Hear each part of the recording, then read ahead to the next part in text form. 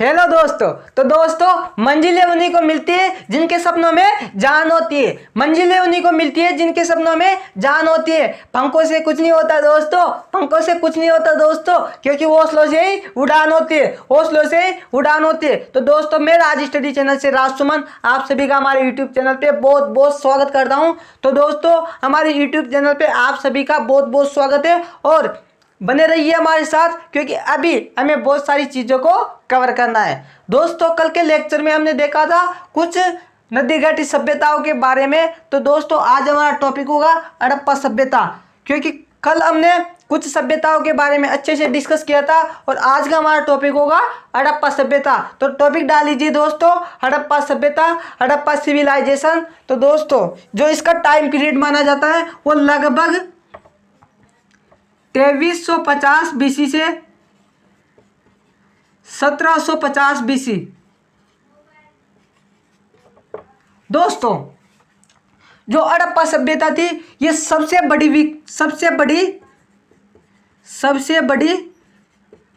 वो सबसे विकसित सभ्यता मानी जाती है। वह सबसे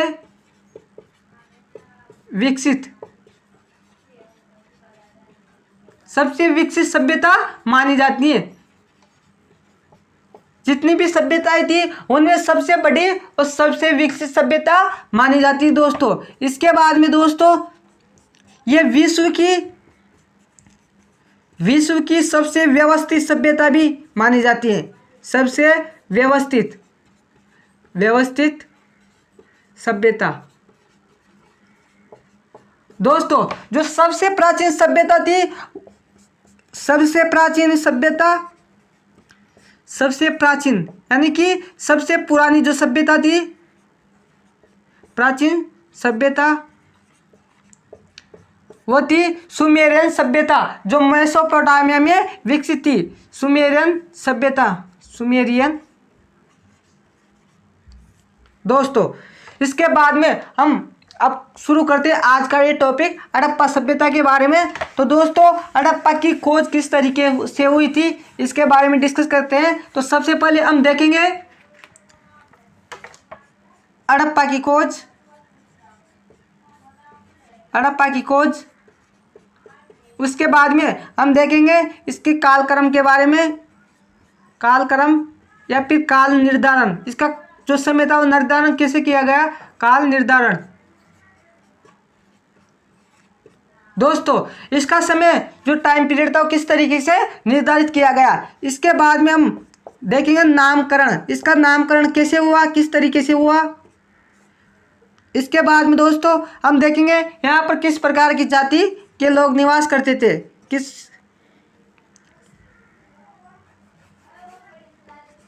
किस प्रकार के लोग, किस प्रकार की जाति निवास करती थी। दोस्तों इसके बाद में हम देखेंगे इसकी भौगोलिक स्थिति के बारे में, भौगोलिक स्थिति, और फिर इसके उद्भव के बारे में, और लास्ट में हम देखेंगे इसकी विशेषताओं के बारे में, विशेषताओं के बारे में। और फिर देखेंगे हम कुछ अन्य तथ्य के बारे में दोस्तों। तो सबसे पहले आप टॉपिक डालिए हड़प्पा की खोज। हड़प्पा की खोज किस तरीके से हुई थी और किसने की थी और किसके द्वारा हुई थी और कब हुई थी। तो दोस्तों आप सबसे पहले टॉपिक डालिए हड़प्पा की खोज, हड़प्पा की खोज। दोस्तों सन 1921 ईस्वी की बात है, जब लगभग अंग्रेज पाकिस्तान में लाइन बिछा रहे थे, तब उन्हें वहाँ से कुछ ईंटें प्राप्त हुई। तो जो उनके ऑफिसर थे उन्होंने बताया कि ऐसी ईंटें तो हमने कभी भी नहीं देखी। तो उन्होंने इस बात की सूचना किसको दे दी, अपने हेड ऑफिसर को, और हेड ऑफिसर ने इसकी सूचना किसको दे दी, पुरातात्विक सर्वेक्षण विभाग को। तो दोस्तों उस समय के जो पुरातात्विक सर्वेक्षण विभाग के जो महानिदेशक थे वो जॉन मार्शल थे। इसके बाद जो प्रथम महानिदेशक माने जाते थे वो अलेक्जेंडर कलिंगम माने जाते थे। तो दोस्तों हड़प्पा की खोज कब की गई थी, जब जब जॉन मार्शल ने अपने संरक्षण में एक व्यक्ति को बुलाया जिनका नाम था दयाराम साहनी। उन्होंने दयाराम साहनी से बोला कि आप जाइए, सन 1921 की बात है लगभग, कि आप जाइए और वहाँ पर खोज प्रारंभ कीजिए। तो दयाराम साहनी उस स्थान पर जाते हैं और वहाँ पर खोज प्रारंभ करते हैं और खोज के दौरान उन्हें पता चलता है कि यहाँ से या तो कोई नगर रहा होगा या कोई बस्ती रहा होगा। तो दोस्तों इसके बारे में उन्हें पता चलता है और इसका नाम वो हड़प्पा दे देते हैं। तो दोस्तों हड़प्पा की खोज कब की गई थी? 1921 में। किसके द्वारा की गई थी? दयाराम साहनी। दयाराम साहनी जो उस समय के महानिदेशक थे, महानिदेशक जो पुरातात्विक विभाग थे उसके महानिदेशक कौन थे? John Marshall. John Marshall. इनके संरक्षण में दयाराम साहनी द्वारा 1921 में हड़प्पा की खोज की गई और इन्हीं के जो संरक्षण में एक और व्यक्ति थे जिनका नाम था राकल दास बनर्जी। उन्होंने 1922 में मोहनजोदड़ो की खोज की। तो इसके बाद में हम चलेंगे इसके कालक्रम या काल निर्धारण। आखिर इसका काल निर्धारण कैसे किया गया? दोस्तों हड़प्पा को 3 चरणों में विभाजित कर दिया गया। किसको? हड़प्पा को। तो दोस्तों यहाँ पर हड़प्पा को 3 चरणों में विभाजित कर दिया। हड़प्पा को 3 चरणों में विभाजित किया। चरणों में विभाजित किया।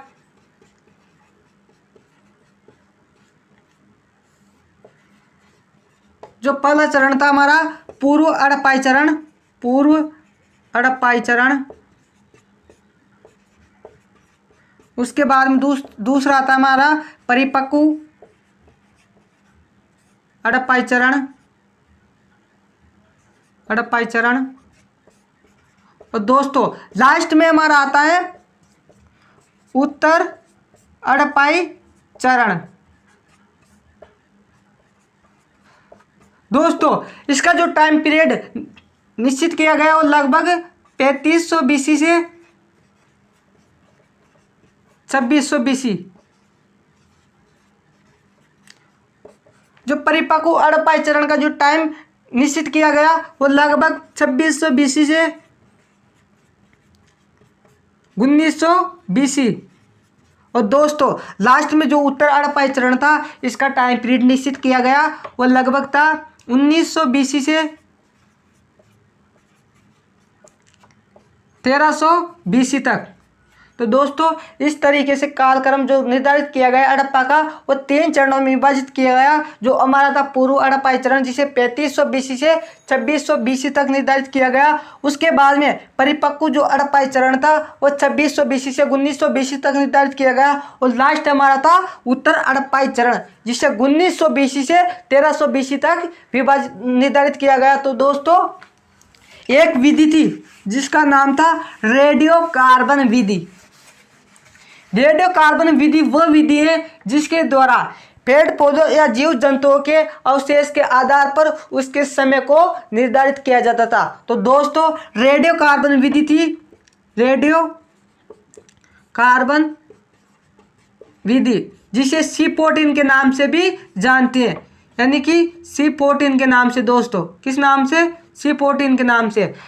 रेडियो कार्बन विधि के अनुसार हड़प्पा को जो टाइम पीरियड निर्धारित किया गया वह लगभग 2350 BC से 1750 BC तक निर्धारित किया गया और वो ये टाइम पीरियड सर्वमान्य माना गया। तो दोस्तों रेडियो कार्बन विधि का प्रयोग यानी C14 विधि का प्रयोग करके जो हड़प्पा का जो कालक्रम था उसे 2350 BC से 1750 BC तक सर्वमान्य माना गया। तो दोस्तों इसका प्रयोग किया गया जिसका जो टाइम पीरियड रखा गया वो लगभग 2350 BC से 1750 BC तक।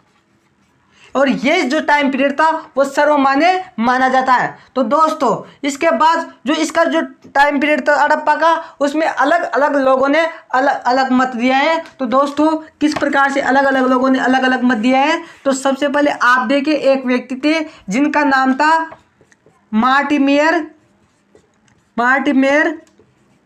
व्हीलर, इन्होंने क्या कहा कि जो हड़प्पा था उसका टाइम पीरियड 2500 बीसी से 1300 बीसी 1500 बीसी तक माना गया। 2500 बीसी से 1500 बीसी तक माना गया। दोस्तों दूसरे व्यक्ति आते हैं हमारे डीपी अग्रवाल साहब। कौन आते हैं? डीपी अग्रवाल।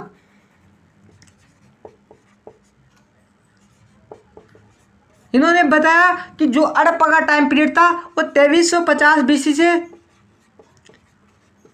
1750 बीसी तक बताया। दोस्तों क्योंकि ये टाइम पीरियड सर्वमान्य माना गया, यदि आपको ऑप्शन में 2350 बीसी से 1750 बीसी तक दिखाई दे तो आप इसी को टिक करना। इसके बाद में अगले व्यक्ति आते हैं जिनका नाम था मैके। मैके ने बताया कि इसका टाइम पीरियड 2800 बीसी से 2500 बीसी। ये भाई साहब फालतू बात कर रहे थे, इन्हें यही पता नहीं है कि हड़प्पा का टाइम पीरियड कब से कब तक रखा जाए। इसके बाद में दोस्तों लास्ट आते हैं हमारे जॉन मार्शल जो पुरातात्विक विभाग के महानिदेशक थे। इन्होंने बताया कि जो हड़प्पा का टाइम पीरियड था वह 3250 बीसी से 1750 बीसी तक। दोस्तों इन्होंने पूरे के पूरे टाइम पीरियड को एक ही टाइम पीरियड में रखा गया, यानी कि 2350 बीसी से 1750 बीसी तक। तो दोस्तों इस प्रकार से इसका जो काल था, जो समय था वो निर्धारित किया गया और जो सर्वमान्य समय माना जाता है वो 2350 बीसी से 1750 बीसी तक माना जाता है, जिसे डीपी अग्रवाल द्वारा निर्धारित बताया गया। दोस्तों किनके द्वारा? डीपी अग्रवाल द्वारा बताया गया। इसके बाद में हमारा कालक्रम पूरा हो जाता है और इसके बाद हम चलेंगे इसके नामकरण पे। किस पे? हड़प्पा का जो नामकरण था वो कैसे हुआ, किस प्रकार से किया गया, इसके बारे में डिस्कस करेंगे। तो दोस्तों सबसे पहले एक स्थान खोजा गया था हड़प्पा। कौन सा स्थान? हड़प्पा। इस कारण इसका नाम हड़प्पा रखा गया। और कब खोजा गया था? वो लगभग हड़प्पा कब खोजा गया था दोस्तों? तो 1921 ईस्वी में दयाराम साहनी द्वारा खोजा गया था। क्या? हड़प्पा। दोस्तों हड़प्पा कब खोजा गया था? 1921 ईस्वी में दयाराम साहनी द्वारा, जो किसके संरक्षण में? जॉन मार्शल, जो उस समय के महानिदेशक थे। दोस्तों इसके बाद में दोस्तों जो हड़प्पा था इस सिंधु नदी थी उसके आसपास के क्षेत्र में विकसित था। इसके कारण इसका नाम सिंधु सभ्यता के नाम से भी जाने लगा। सिंधु सभ्यता। इसके बाद दोस्तों अगला हमारा आता है जो ये हड़प्पा था इसका स्थल हमें सरस्वती नदी के आसपास भी मिला था। इस कारण इसे सिंधु सरस्वती सभ्यता के नाम से जाना जाता है। तो सिंधु सरस्वती सभ्यता। दोस्तों जो 1947 से पहले यहाँ पर हमें 40 स्थल प्राप्त हुए थे। कितने? 40 स्थल, यानी कि 40 बस्तियाँ। और जो वर्तमान समय की बात की जाए तो 1500 स्थल, यानी कि 1500 बस्तियाँ प्राप्त हुई थी। तो दोस्तों इसके बाद में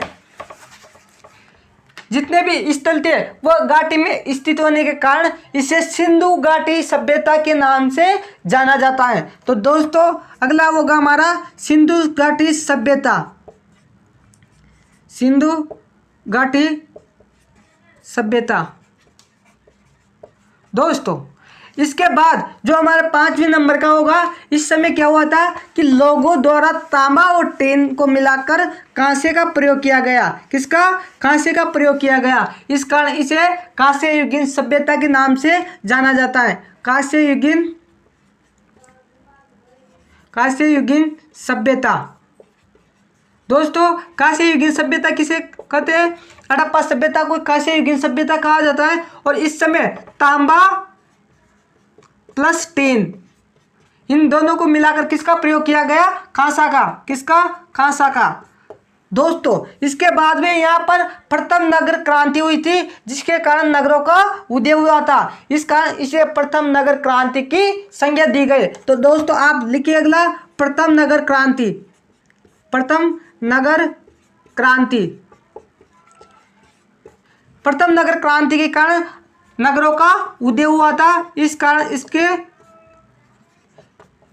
कारण इसको प्रथम नगर क्रांति की संज्ञा दी गई।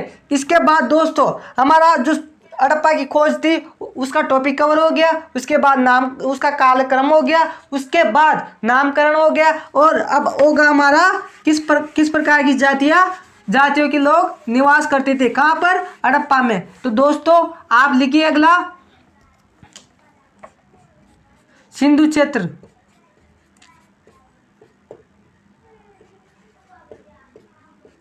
दोस्तों जो सिंधु क्षेत्र था यहाँ पर कौन सी जाति के लोग निवास करते थे, प्रोटो ऑस्ट्रेलाइड, ये एक प्रकार की जाति है जो कहाँ पर निवास करते थे, सिंधु क्षेत्र में। दोस्तों जो प्रोटो ऑस्ट्रेलाइड थी ये सिंधु क्षेत्र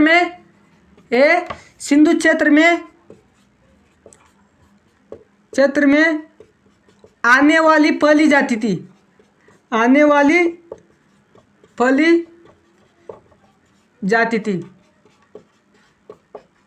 तो दोस्तों जो हड़प्पा सभ्यता था उसमें सबसे पहले कौन सी जाति आई थी, प्रोटो ऑस्ट्रेलाइड आई थी, कहाँ पर आई थी, सिंधु क्षेत्र में। तो दोस्तों सबसे पहले प्रोटो ऑस्ट्रेलाइड नाम की एक जाति निवास करने लगी। उसके बाद में दोस्तों अगला हमारा होगा भूमध्य सागर।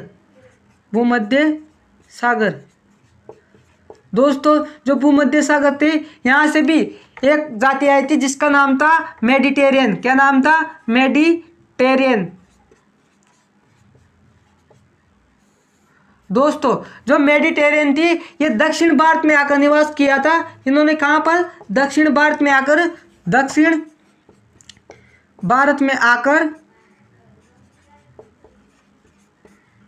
निवास करने लगे। कहाँ पर, दक्षिण भारत में आकर निवास करने लगे। दोस्तों इन्होंने दक्षिण भारत का निर्माण किया था, किन्होंने, मेडिटेरियन नाम की एक जाति है, इन्होंने दक्षिण भारत का निर्माण किया था, दक्षिण भारत का निर्माण।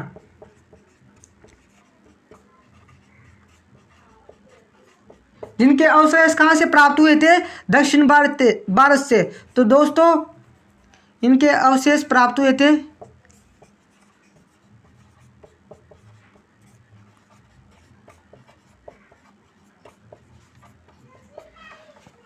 जो मेडिटेरियन थी वो भूमध्य सागर से आई थी दोस्तों, और जो दक्षिण भारत में आकर सबसे पहले निवास करने लगी, और उसके बाद इन्होंने दक्षिण भारत का निर्माण किया और इनके यहाँ से अवशेष भी प्राप्त हुए थे। इसके बाद दोस्तों अगली हमारी आती है मंगोलाइड।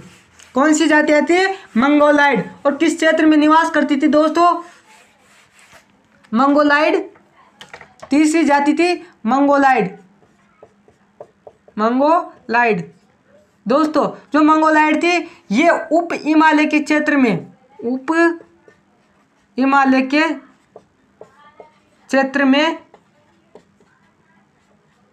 आकर बस गए थे।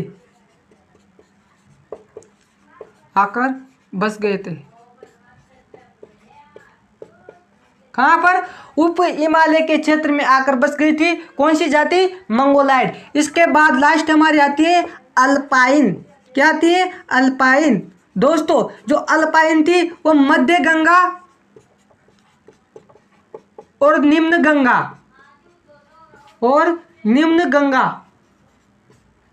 गंगा के मध्य के क्षेत्र में आकर बस गई थी। कहाँ पर, मध्य के क्षेत्र में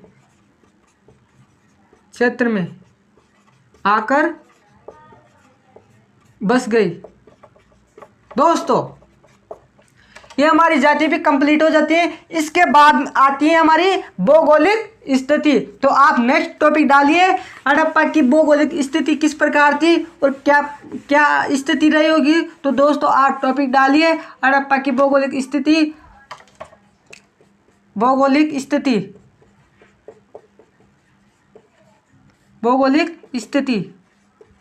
दोस्तों जो हड़प्पा था उसका आकार कैसा था, इसका शेप कैसी थी। तो दोस्तों त्रिभुज के समान, किसके समान, त्रिभुजाकार, त्रिभुज के समान, त्रिभुजाकार। जो दोस्तों यहाँ से जो स्थल खोजे गए थे वो लगभग 1500 स्थल खोजे गए हैं। कितने? 1500 स्थल। कब? वर्तमान समय तक। तो दोस्तों जो इसका क्षेत्रफल था वो पुराने खोजों के अनुसार, किसके अनुसार? पुरानी खोज के अनुसार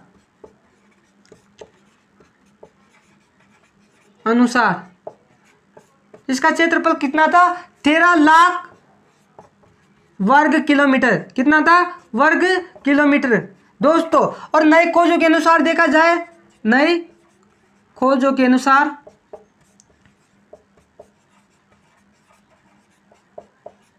जो इसका क्षेत्रफल था वो लगभग 20 लाख वर्ग किलोमीटर।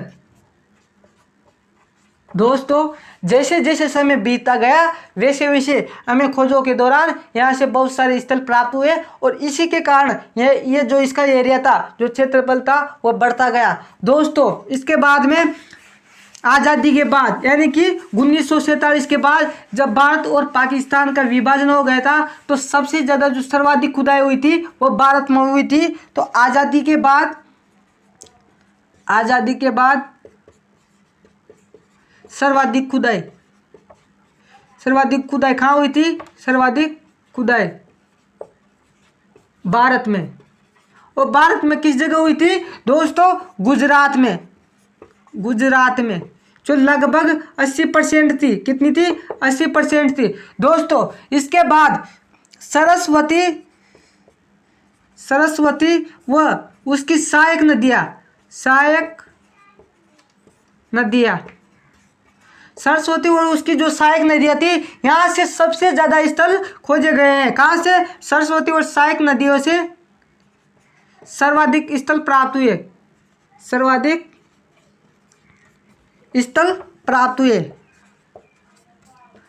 हुए। दोस्तों जो सरस्वती की जो सहायक नदियाँ थी वो थी यमुना थी, सतलुज थी और घग्गर थी। दोस्तों कुछ भूगर्भिक हलचलों के कारण यमुना और सतलुज नदी ने अपना रास्ता बदल लिया और सरस्वती नदी अलग हो गई। तो दोस्तों इसके बाद में जो इसका एरिया था वो कहाँ तक फैला हुआ था? किसका? हड़प्पा सभ्यता का। तो दोस्तों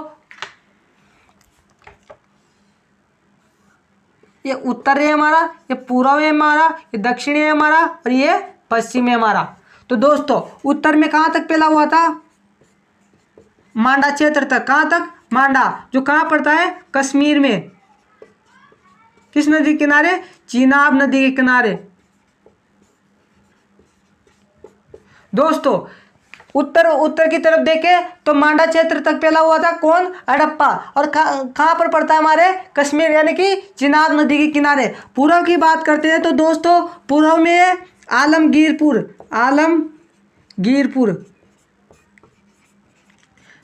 जो यूपी यानी कि उत्तर प्रदेश में पड़ता है। दोस्तों यहाँ पर इंडन नदी थी। कौन सी? इंडन नदी। इसके बाद दोस्तों अगर दक्षिण की बात करते हैं तो दक्षिण में था देमाबाद। दोस्तों देमाबाद पड़ता है हमारे महाराष्ट्र में, महाराष्ट्र के औरंगाबाद में। तो दोस्तों किस नदी के किनारे था? गोदावरी की नदी के किनारे। दोस्तों इसके बाद में हमारे आता है लास्ट पश्चिमी क्षेत्र में। पश्चिमी क्षेत्र की बात करते हैं तो सुतगेंडोर। क्या नाम था? सुतगेंडोर। दोस्तों यह बलूचिस्तान यानी कि पाकिस्तान में पड़ता है।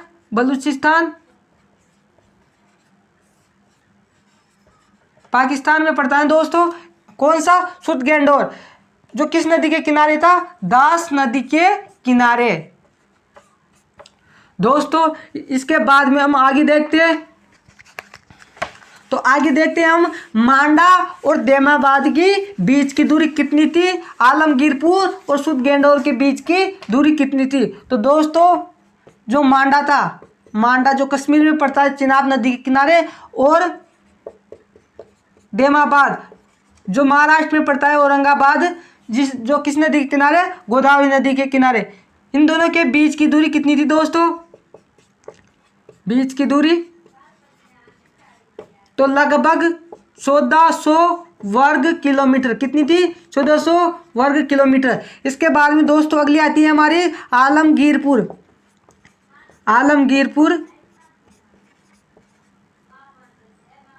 आलमगीरपुर और सुतगेंडोर। आलमगीरपुर कहाँ पड़ता है? हमारे उत्तर प्रदेश में, हिंडन नदी के किनारे। और सुतगेंडोर कहाँ पड़ता है? हमारे दास नदी के किनारे, बलूचिस्तान, पाकिस्तान में। तो दोस्तों इनके बीच की दूरी कितनी थी? बीच की दूरी वो लगभग थी 1600 वर्ग किलोमीटर। कितनी थी? 1600 वर्ग किलोमीटर। तो दोस्तों ये हमारी भौगोलिक स्थिति थी। इसके बाद में हड़प्पा का उद्भव। तो दोस्तों आप टॉपिक डालिए हड़प्पा का उद्भव। किसका उद्भव? हड़प्पा का उद्भव। हड़प्पा का उद्भव। दोस्तों जो हड़प्पा का उद्भव था उसमें 2 प्रकार के मत थे। फर्स्ट था विदेशी मत और दूसरा था देशी मत। दोस्तों विदेशी मत में मार्टिमेर विल्लर।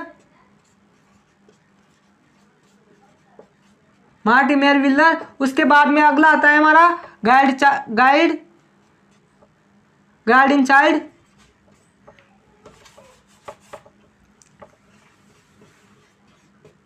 चाइल्ड और लास्ट आता है हमारा मैके।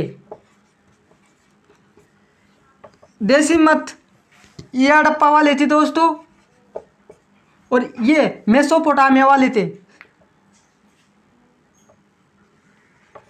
मेसोपोटामिया।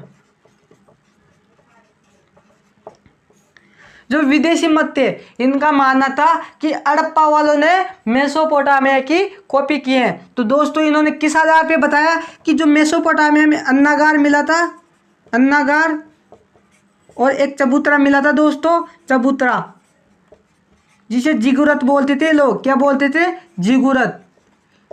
जो नीचे से थोड़ा चौड़ा होता था और ऊपर जाते जाते सकरा होता था। तो इन मेसोपोटामिया वालों ने बताया इनके आधार पर कि जो हड़प्पा वाले थे इन्होंने हमारी कॉपी की है। तो दोस्तों हम भी हिंदुस्तानी है, हम इसकी कॉपी क्यों करेंगे? आगे देखते हैं कौन किसकी कॉपी करते हैं। तो दोस्तों आगे चलती है हम। तो एक तरफ आप डालिए हड़प्पा और एक तरफ डालिए आप मेसोपोटामिया। तो एक तरफ डालिए आप मेसोपोटामिया।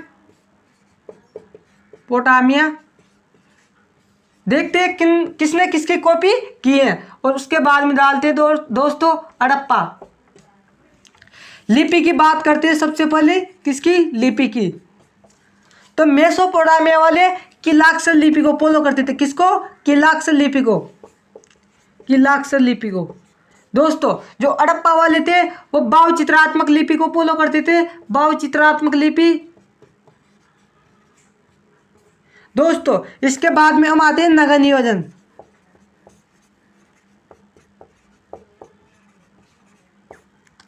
इनकी जो नगर नियोजन थी वो कम विकसित थी और हड़प्पा की नगर नियोजन अधिक विकसित थी। दोस्तों इसके बाद ईंटों की बात करते हैं। आप कच्ची ईंटों का प्रयोग करते थे।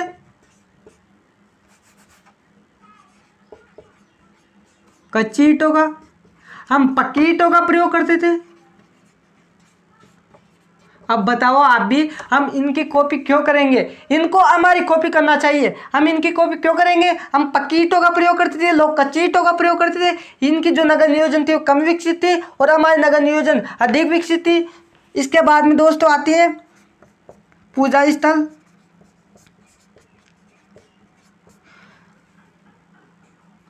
पूजा स्थल का यहाँ से साक्ष्य प्राप्त हुआ था। कहाँ से? मेसोपोटामिया से। और यहाँ से साक्ष्य प्राप्त नहीं हुआ था दोस्तों। कहाँ से? हड़प्पा से। किसका? पूजा स्थल का। इसके बाद में दोस्तों आती है अगली मौर्य। क्या आती है? मौर्य।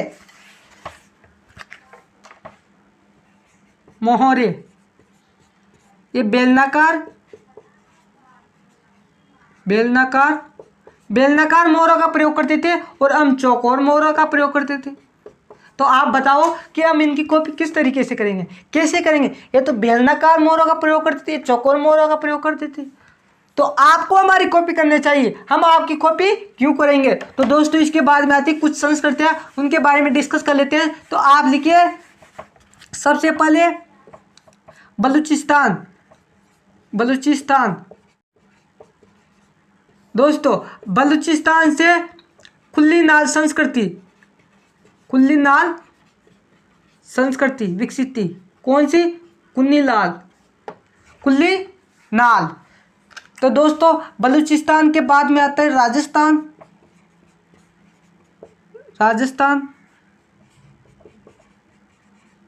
राजस्थान में दोस्तों सोती संस्कृति विकसित थी। उसके बाद चनुदड़ो आता है दोस्तों।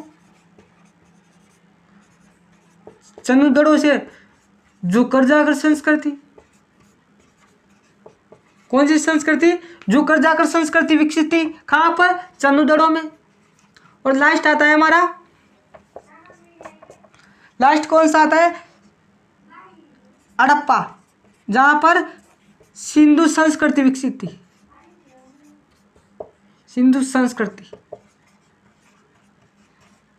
तो दोस्तों इस प्रकार से आज का टॉपिक हमारा समाप्त हो गया है। तो दोस्तों कल मिलेंगे हम नेक्स्ट वीडियो में। कल हम इसकी जो विशेषता थी, किसकी?